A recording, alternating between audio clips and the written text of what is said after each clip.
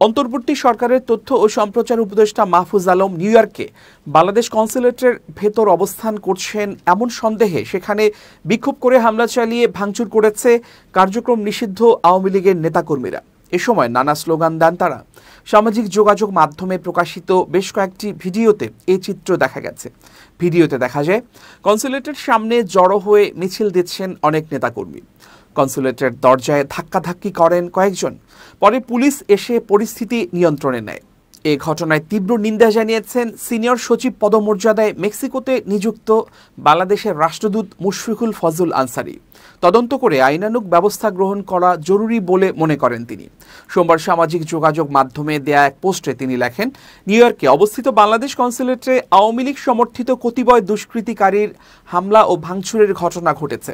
অবিলম্বে এদের বিরুদ্ধে আইনানুগ ব্যবস্থা গ্রহণ জরুরি। আমি বিশ্বাস করি যুক্তরাষ্ট্রে আমাদের সহকর্মীরা বিষয়টি যথাযথ কর্তৃপক্ষের সঙ্গে আলোচনা করে প্রয়োজনীয় পদক্ষেপ নেবেন।